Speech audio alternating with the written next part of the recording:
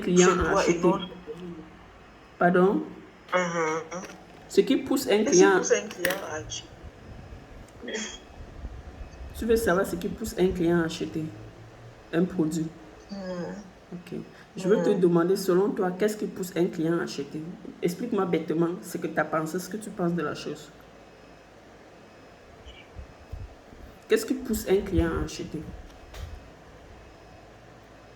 un produit? Le produit peut l'intéresser. Pardon? Il peut être attiré par... Au-delà du fait que le produit peut l'intéresser, il peut être parfois attiré par la qualité de personne qui présente le produit. Ok. Il peut être intéressé par le produit par le produit, ou bien par la personne qui produit. Au-delà du fait que la personne qui présente le produit, oui. Peut-être parce qu'il se... comment dire? Il voit à la personne qui présente le produit un autre que lui. Bien une facette de lui qu'il apprécie, quoi. Ou qu'il aimerait être. Je ne sais pas si je me fais comprendre. Ok, une facette de... Parce qu'il voit en la personne une facette de lui. C'est ça, hein? Une autre. Oui. Ok. C'est ça qui pousse une personne à acheter un produit, c'est ça? Je mets de côté la qualité du produit. Et je me réfère maintenant au couloir de la personnalité de la personne qui expose le produit. Et puis quand je regarde ce couloir-là, je me dis, je vais acheter un produit peut-être parce que la personne qui présente le produit a quelque chose d'attirant, a quelque chose qui m'attire en elle, a une façon d'être, une façon de s'exprimer qui me pousse à converger vers elle. Par exemple, si je me réfère au produit, je regarderai la qualité du produit, l'impact que le produit peut avoir sur moi, la valeur du produit, la durée du produit, la garantie, des choses comme ça là. Donc, je ne sais pas. Si moi, demain, j'expose un produit, qu'est-ce qui peut attirer quelqu'un à dire que je vais acheter chez celle-là? J'achète son produit. Avec ce que tu viens de me C'est la donner, question que je me... avec ce que tu viens de me dire, tu n'es pas satisfaite, ça ne suffit pas. J'ai l'impression qu'il manquait quelque chose. Non, tu m'as posé une question, j'ai voulu savoir ce que tu penses de la chose. Parce que je pense que tu as déjà eu à acheter des produits un peu partout, au fait. Il y a quelque chose qui t'a poussé à acheter ce produit-là. Donc, tu m'as donné des raisons qui sont très, très normaux, basiques, fondamentales. Donc, tu me demandes maintenant, est-ce que c'est ça? Qu'est-ce que tu en penses? Qu'est-ce que j'en pense? La première des choses que tu dois savoir, c'est pour ça que lorsque vous travaillez, je vous demande d'adopter une certaine façon de vous comporter en ligne. Tout ce que tu as dit, c'est vrai. Mais ça va au-delà de ça.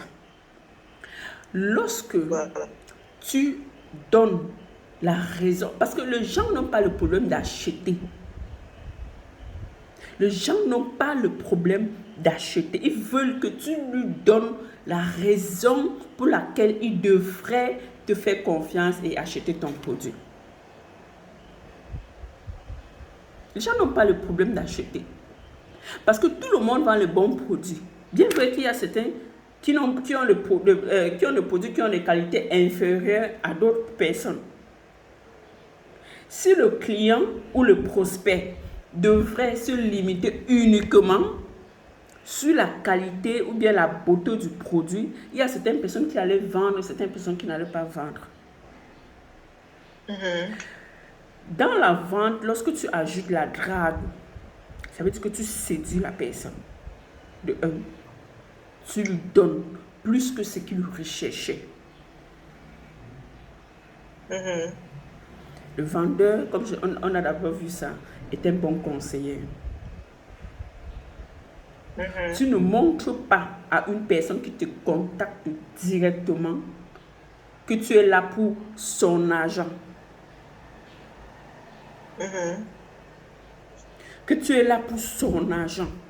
Même si c'est vrai, tu es là pour vendre. Mais le fait de vouloir son argent ne doit pas être exposé. Ça doit être mis là derrière. Quand tu vas lui donner suffisamment de raisons pour lesquelles il devrait acheter ton produit, il le fera sans réfléchir. À moins qu'il n'ait pas l'argent. À moins que ce dernier n'a pas l'argent. Et je dis souvent aux gens que moi, quand je parle de mon produit à une personne, cette personne va aller escroquer un gars qui le drague depuis. Donc, ça veut dire que si dans ta tête, tu sais que tu n'as pas l'argent, dans ta tête, tu sais qu'il y a un gars ou quelque part qui t'a toujours dragué, tu vas aller renouveler les nœuds avec ces gars-là pour qu'ils te donnent l'argent parce que je t'aurais donné plus de raisons d'acheter mon produit. Ta façon de communiquer déjà en ligne. Tu vas te poser des questions parce que ton client idéal, c'est toi. Hein? Ce n'est pas une autre personne, c'est toi. Quand tu te comportes en ligne, est-ce que ça peut te plaire? Est-ce que ça te plaît?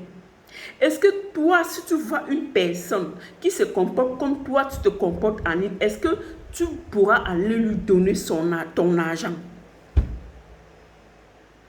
Quand il y a ce gros point d'interrogation, là, tu commences à réfléchir à ta manière de te comporter en ligne. Parce qu'une personne achète ton produit parce qu'il te connaît. Il te connaît. Et la connaissance passe par la fréquence que tu as adoptée en ligne. Tes publications. Pas les publications comme tu publies ici aujourd'hui, demain tu publies, après-demain tu publies, après tu dors parce que je ne sais quoi. Les publications popcorn là, ça te disqualifie vraiment du jeu.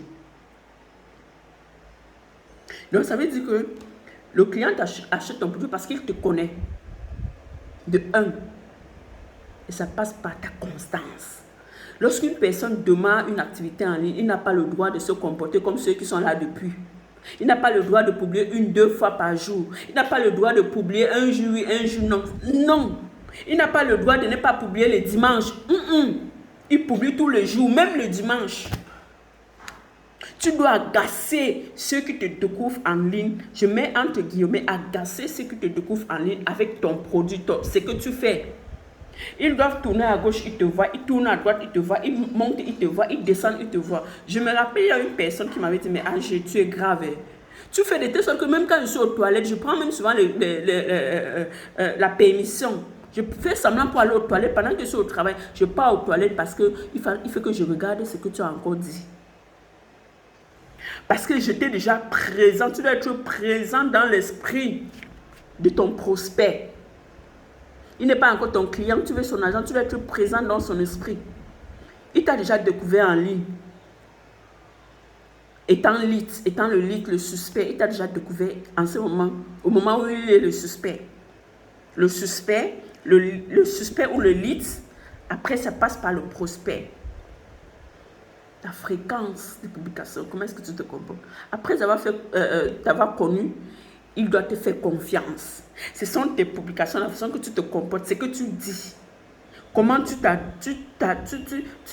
te prends avec je ne sais pas, ton audience, ta cible. C'est ça qui fera en sorte que ces personnes-là, petit à petit, pourront te faire confiance. Ils sauront que non, tu n'es pas X ou Y qu'ils ont vu de l'autre côté, qui voulaient leur argent. Tu n'es pas sur les réseaux sociaux tous les jours pour dire que je vends, viens acheter, viens. Non! La vente, c'est quelque chose de très magique. Et lorsque tu rates le puzzle, tu mets l'autre à la place de l'autre, tu perds. Un prospect, sache-le, n'achète pas un produit parce que c'est beau. Ceux qui ont acheté le produit parce que c'est beau sans réfléchir ont toujours trouvé des soucis en cours de route. Et après t'avoir fait confiance, ils t'aiment. Il y a l'amour qui existe en affaires. Si quelqu'un ne t'aime pas, il n'achète pas ton produit. Ce n'est pas amour, femme, garçon, homme, femme là. Amour. La personne ne t'aime pas, il n'achète pas ton produit. Et quelles sont les actions que tu peux poser de telle sorte qu'une personne puisse t'aimer, te faire confiance et ensuite passer à la caisse.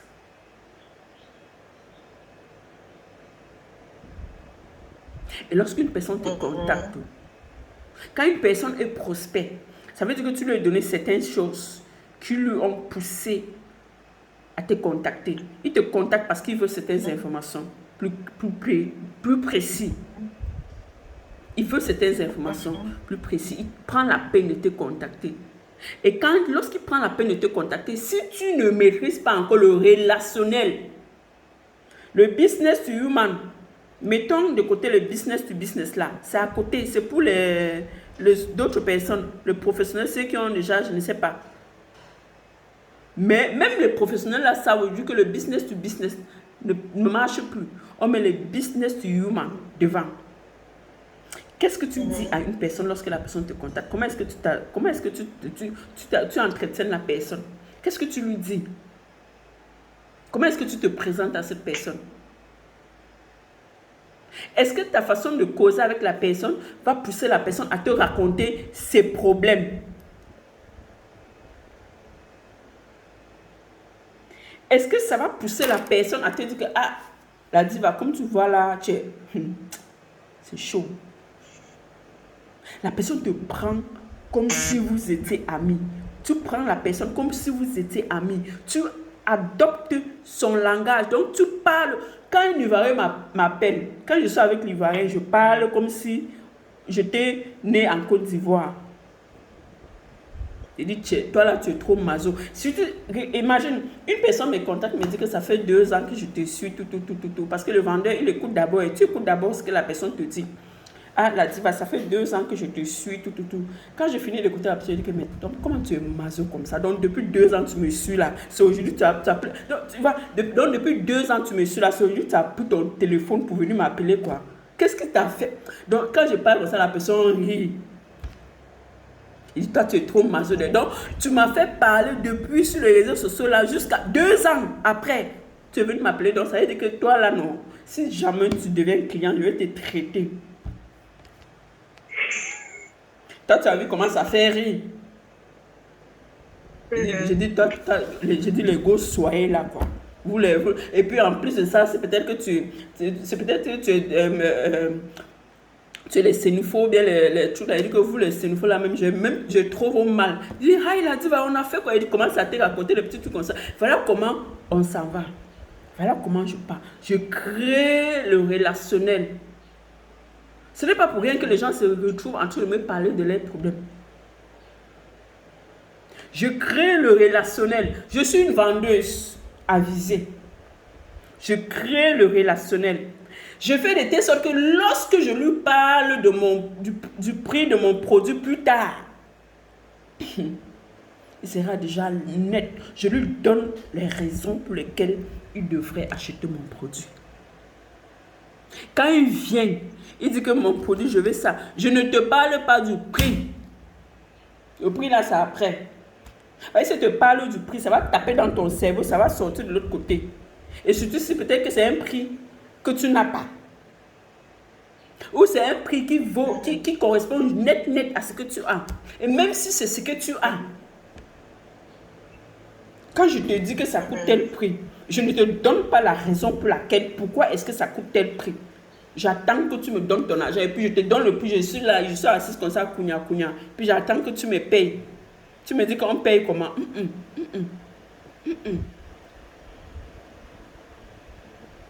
Je te parle du prix après. Après t'avoir donné assez suffisamment de raisons pour lesquelles tu devrais me faire confiance et me donner ton argent.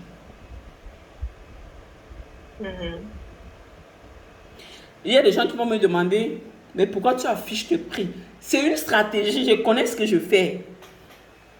Quand j'affiche le prix de ma formation, c'est parce que je sais ce que je fais, c'est une stratégie. Je sais pourquoi je le fais. Pour qu'une personne achète ton produit, il faut lui donner des choses dont il a besoin, et même au-delà de ce qu'il a besoin, de ce qu'il est venu chercher. Il est venu chercher, par exemple, j'utilisais souvent ce terme lorsque, il y a un temps, je l'utilisais toujours. Quand une personne Une personne vient chez toi, par exemple, parce que il sait que tu es un médecin, un spécialiste. Il vient chez toi parce qu'il a il vient chez toi parce que, par exemple, il a le mot de tête ou bien il a, je ne veux pas appeler ça l'abcès au niveau de ses mamelles, tout. Quand tu finis de visiter la personne, tu lui fais comprendre que non, écoute, je constate que tu as tel autre problème ici, ainsi de suite, tout. Voilà ce que tu peux faire pour résoudre ces problèmes. Lors de la visite, je me suis rendu compte que voilà ce qui se passe. Et voici ce que tu peux faire pour empêcher ce qui est en train de se passer. Quand je le fais, même si c'est toi, qu'est-ce qui va se passer? Tu vas directement commencer à me faire confiance là. Tu vas directement me faire confiance à ce niveau. Parce que je te montrais, non seulement je suis spécialiste, mais je te montre encore, je détecte encore d'autres problématiques que tu as. Sur d'autres domaines que tu ne t'attendais même pas. En fait, tu ne savais pas que j'allais te dire que tu as quelque chose, un mal que tu ne sais peut-être même pas que tu as. Je te dis que voilà le mal que tu as et voilà ce que tu peux faire pour guérir ce mal ou bien pour empêcher que ce mal ne s'intensifie, pour te créer des problèmes. Je vais conseiller la personne gratuitement. J'ai conseillé la personne gratuitement. C'est à faire en sorte que la personne puisse me faire tellement confiance. Et la personne indirectement devient redevable parce que il va se sentir tellement obligé, même si pas à l'instant T plus tard, acheter mon produit. Même s'il n'a pas l'argent, un jour, il va me recommander chez quelqu'un. Une personne pourrait être en train de parler du fait que bon, j'ai besoin de quelqu'un qui va me montrer je ne sais pas, le e-commerce, ainsi de suite. Et cette personne sait, il est en train de parler à une personne avec qui j'ai déjà eu à parler. La personne lui dira directement que pardon, je vais te montrer une personne. C'est comme ça la recommandation. J'ai plusieurs personnes qui me recommandent aujourd'hui d'ailleurs. Je ne sais même pas qui elles sont, mais elles me recommandent. Une personne va me contacter en me disant que c'est X ou Y qui m'a envoyé. Je ne me souviens même pas de la personne, je dis seulement merci. Mais je sais que j'avais sémé. Parce que ce que tu sèmes là, tu vas récolter ça plus tard. Parce que parfois, on a tendance à espérer qu'on sème pour récolter ça les semaines, le jour, ou même peut-être que les secondes à venir. Ça peut arriver. Mais si ça n'arrive pas, sache que c'est une bonne sémence que tu as mis quelque part. C'est une bonne graine que tu as mis là et tu vas récolter ça.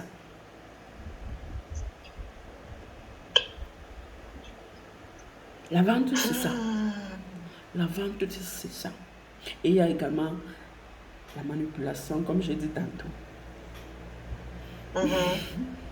Tout bon vendeur est un bon manipulateur. Ah oui.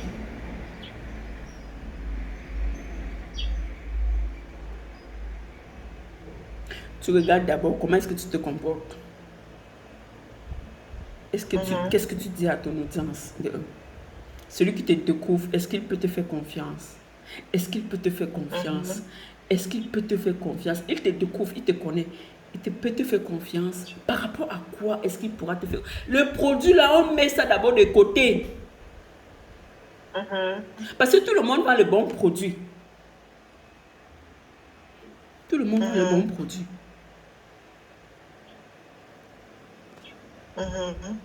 Mais c'est à chacun de savoir ce qu'il fait pour pouvoir convertir tous ces prospects en clients. Ta stratégie. La stratégie.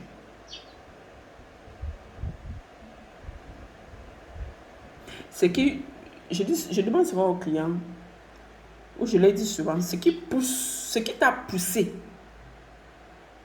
à me donner ton argent.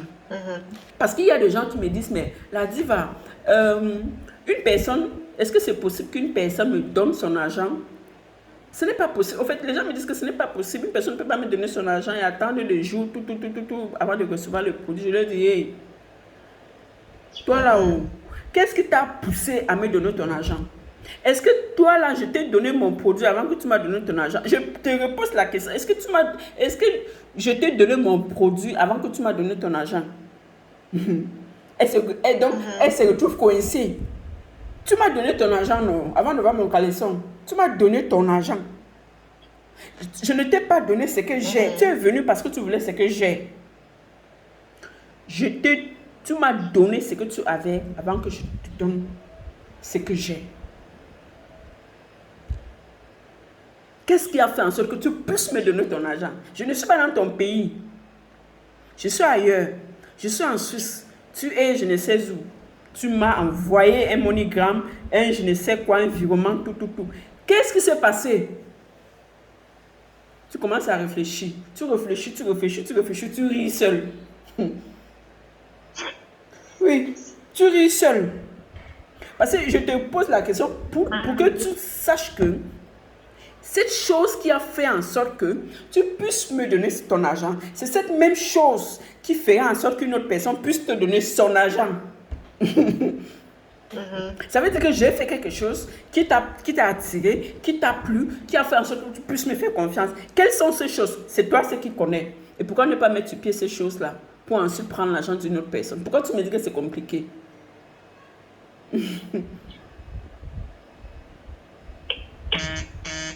Tac, tac. Tu vas faire tac, tac. Tu vas encore faire tac, tac.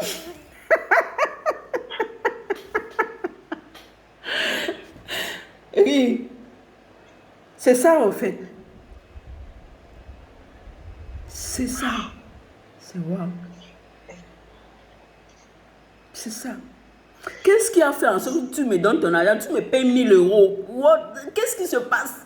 Je ne suis pas venu là comme ça que donne-moi le 1000 euros. Tu as pris ton argent consciemment, tu es venu me donner. Gildas, je veux que tu me formes. Ok. Et puis, tu me demandes aujourd'hui comment est-ce que c'est possible qu'une personne qui ne me connaît pas puisse me donner son argent et l'attendre de jour. Je te demande maintenant, qu'est-ce que j'ai fait? Qu'est-ce qui s'est passé? Est-ce que je suis venu là comme ça derrière toi avec le truc? Non.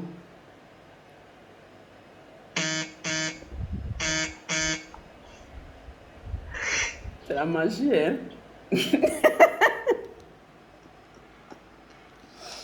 Qu'est-ce qui s'est passé? Qu'est-ce qui s'est passé? Wow.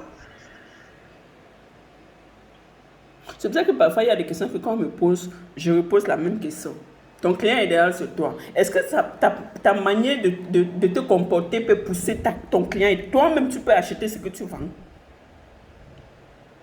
Toi-même, est-ce que tu peux acheter ce que tu vends?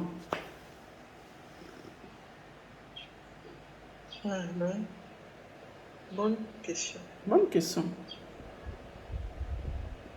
Si je me comporte comme toi tu te comportes, est-ce que tu vas me donner ton argent pour acheter mon produit? Bonne question. Ce n'est pas. Parfois on évite de passer auprès de, je ne sais pas, la réponse. On laisse la réponse de côté, on tourne, on veut la réponse ailleurs, alors que la réponse se trouve là. Je vois les gens publier, je ne sais quoi en ligne, ils publient, ils ne mettent même pas de messages, ils ne donnent même pas suffisamment de raisons aux gens d'acheter leurs produits et ils attrapent les têtes comme ça que ça ne marche pas. Quand on va leur dire d'aller faire les sponsoring, les publicités, ils vont aller faire les publicités, ils vont encore revenir dire que ça ne marche pas. On va leur dire de faire ceci, ils vont encore dire que ça ne marche pas. Qu'est-ce que tu fais? Parce que je suppose que tu vends à ton client idéal. Et ton client idéal, c'est toi. À moins que tu ne sais pas qui est ton client, c'est toi. Et même si ce n'est pas toi, est-ce que ta façon de te comporter peut pousser une personne à acheter? Ok, tu vas dire oui parce que c'est ton produit. Est-ce que si une personne se comporte comme toi, tu vas acheter son produit? Point d'interrogation. Toi, la vendeuse, quand tu vas répondre à cette question-là, tu sauras si une autre personne pourra acheter ton produit. Quand tu vas répondre à cette question, tu sauras si une autre personne pourra te donner 1000 euros, 2000 euros, 2 millions, 10 millions pour acheter ton produit.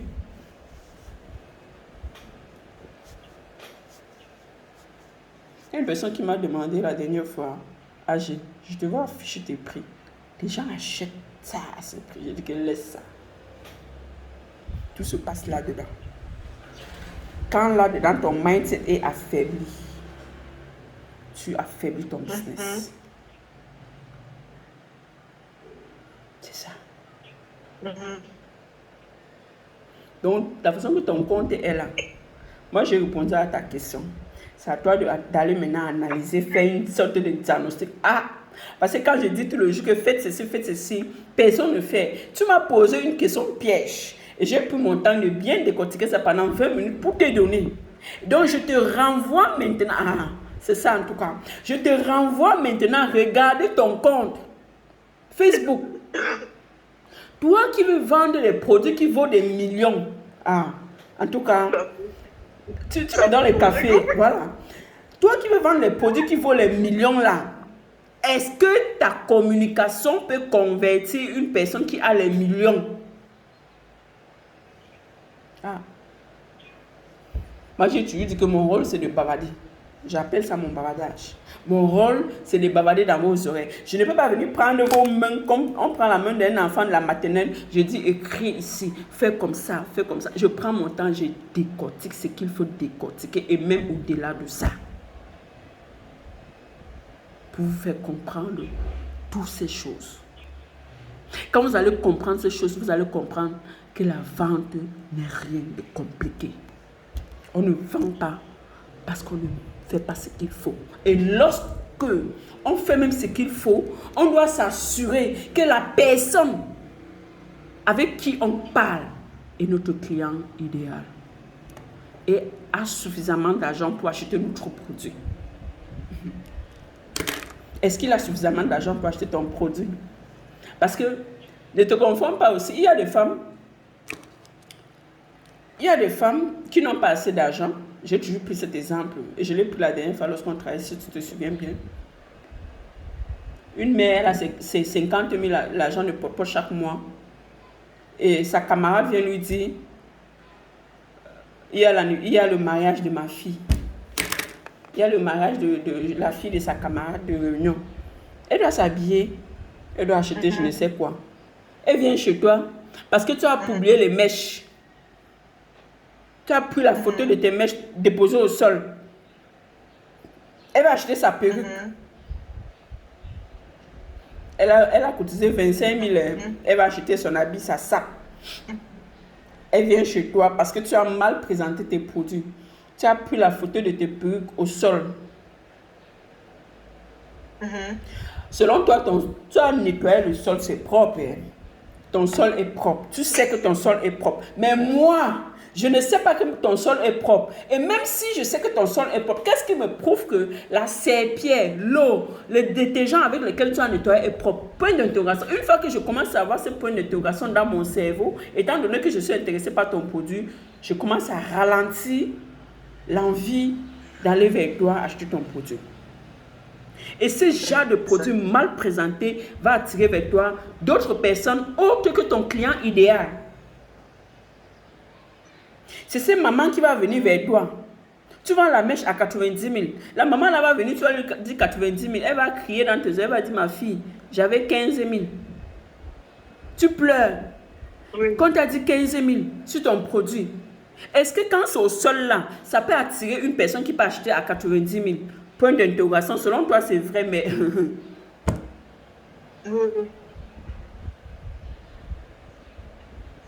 Une fois que ton produit est mal présenté, une fois que ta communication n'est pas axée comme il faut, ça dévie ton client idéal et prend autre chemin. Quand tu veux vendre, tu vas déterminer à qui est-ce que ton produit sera vendu. Si tu veux les étudiants, no problème. Vends-les. No problème. Mais ne cible pas les femmes qui travaillent dans des bureaux qui ont des salaires, je ne sais pas, au-delà de 500, 600 000. Ne les cible pas. Et puis tu viens adopter la stratégie de communication qui est adaptée plutôt, ou bien qui correspond plutôt aux étudiants. Ou bien aux mères qui n'ont pas assez d'argent, mais qui vont venir te dire que ma fille, je n'ai que 15 000. Le mot de tête de ça. Comment est-ce que tu te comportes? Comment est-ce que tu vends ton produit? Comment est-ce que tu communiques? La présentation, la mauvaise présentation de ton produit va éloigner vers toi ton client idéal.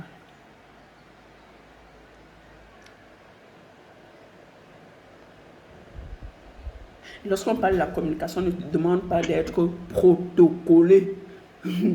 Moi, je vois le francophone, là, vous aimez être le gros français, que lorsque vous allez sortir un thème là, quelqu'un va aller prendre le dictionnaire pour dire que, ouais, elle a dit que quoi. On n'a pas besoin de ça. On n'a pas besoin d'aller, le cerveau est trop bourré. Voir qu'on va lire quelque chose, qu'on lit un texte en ligne, on veut bien comprendre le texte, mais le texte est tellement je ne sais pas, ce touffu de gros thèmes, de gros français, de textes qu'on va aller prendre Google pour dire que ouais, le mot que la mère a utilisé là-bas, ça veut dire quoi? Non, on est terre à terre.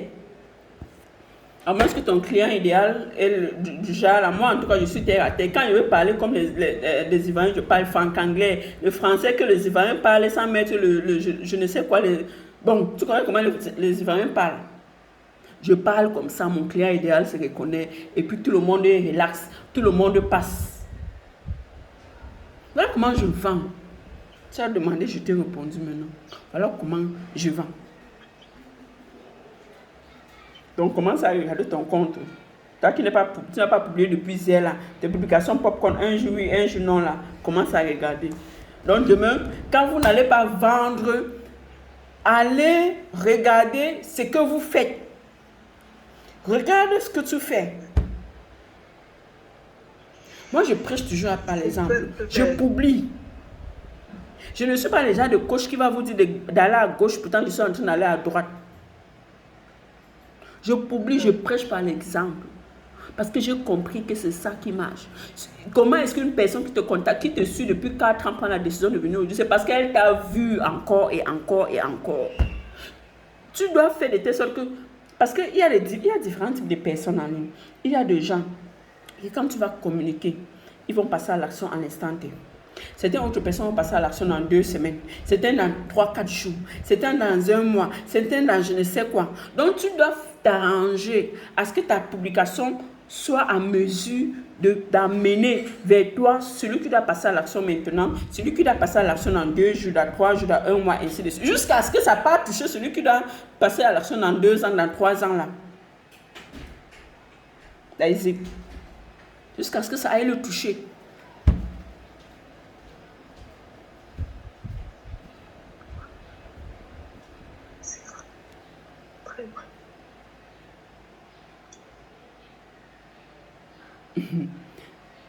En gros, tu as eu la réponse à ta question. Ah, tu ris, hein? Tu as eu la réponse à ta question. Tu as eu la dose. Tu as eu ta dose, hein? Est-ce que tu as des questions par rapport concernant... Est-ce que tu as des questions concernant ce que je viens de dire? Il y a quelque chose que tu n'as pas compris? Non, c'est trop clair. C'est clair? C'est trop clair. Est-ce que j'ai employé le gros thème? Est-ce que les gros thèmes des francophones, là, j'ai employé ça? Dans ma façon de parler, est-ce que j'ai employé tout ça? Tu vois comment tu es en train de rire maintenant? Ça veut dire que, la façon que tu ris là, ça veut dire que si je devais t'avoir comme client, je t'ai déjà eu.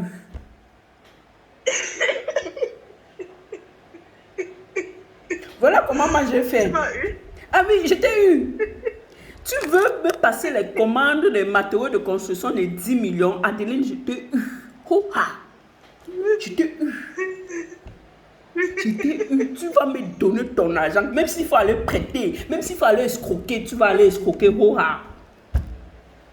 Parce que je t'ai donné ce que mes compétiteurs pourront, peut-être que ne te donnent pas. Et j'ai adopté quelque chose de particulier, au-delà de tes attentes. Tu ne t'attendais pas à ça. Tu es habitué à aller dans une boutique, aller contacter une personne, on te dise oui, ok, on te répond directement, tic, tic, tic, tic, tic. Et puis tu as abandonné de ton côté. On ne te donne pas des raisons suffisantes pour passer à la caisse.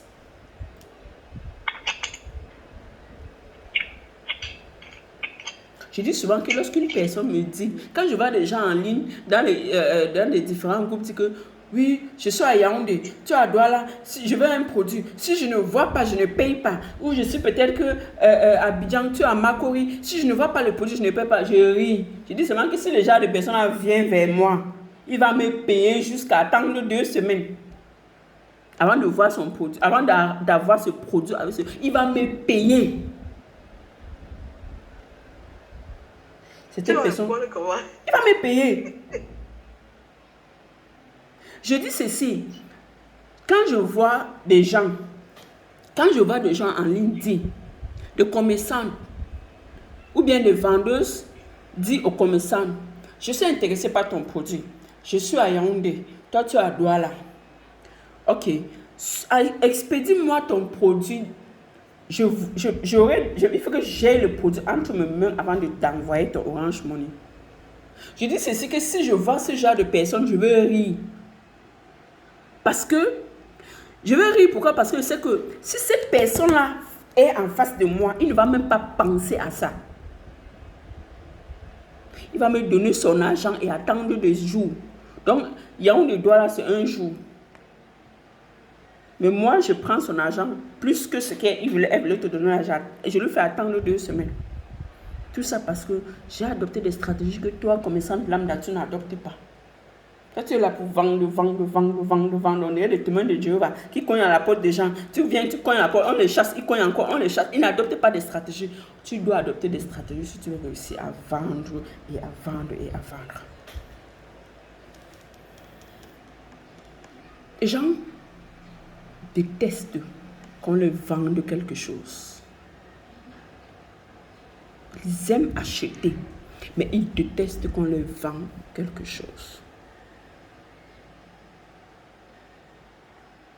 Si tu comprends ce que je dis, ils détestent qu'on leur vende quelque chose, mais ils aiment acheter. Ils veulent que la volonté d'achat vienne de là. Pas parce qu'on les a vendus. Je suis assise là, et un vendeur ambulant vient vers moi, frappe à ma porte, voulant me vendre son produit. En me disant, bonjour madame, voilà, je vends le produit X, le produit je ne sais pas où se longe, le produit ça, le produit c'est bien pour la peau, ça peut te faire ceci, ça rajeunit, les cheveux brillants, quoi. Les gens s'en foutent des caractéristiques de ton produit. Ils s'en foutent de ça, royaulement.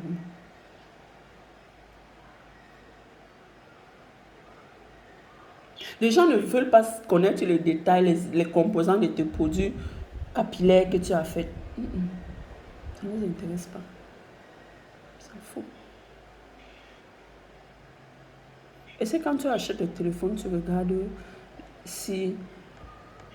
On regarde seulement quelque chose. Est-ce que la batterie est durable? Est-ce que la caméra, je ne sais quoi. Est-ce que tu vas aller regarder pourquoi est-ce que, avec quelle matière, avec quelle pièce, telle chose a été... Ou non.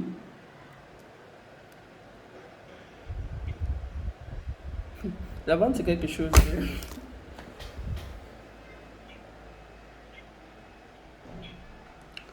C'est quelque chose d'extrêmement puissant. Lorsque tu veux faire de vente de chiffres, tu fais ce qu'il faut. À défaut, tu tapes poteau. À défaut, tu tapes poteau lorsque tu ne fais pas ce qu'il faut.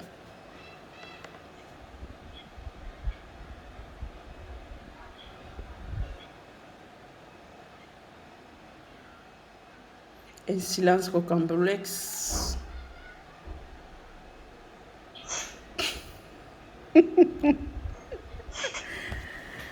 Est-ce que tu as des questions?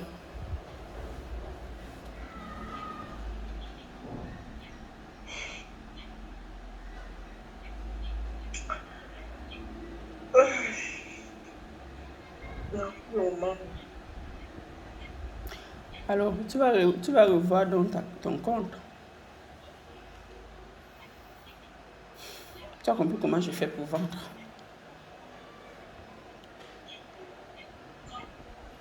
Les gens n'ont pas de problème pour acheter ton produit, mais ils veulent avoir suffisamment de raisons pour l'acheter. Que tu leur donnes des raisons pour acheter. Un homme, quand il drague une femme, si la femme ne sait pas pourquoi est-ce qu'il va accepter les avances de cet homme-là, elle ne va pas accepter. Même si tu es beau. Ne mange pas ça. Comme tu appelles la beauté du produit, la qualité. La femme veut d'abord savoir, mais je ne sais pas chez cet homme-là. Il y a tellement de choses, de questions qu'elle se pose en tête. C'est lorsqu'elle va répondre au moins à 90% des questions qu'elle a posées dans sa tête qu'elle va partir. Elle va accepter les avances. Et puis le reste des 10% là, elle va réussir, elle va pouvoir répondre au reste des 10% des questions étant dans la relation. C'est la vente là-bas.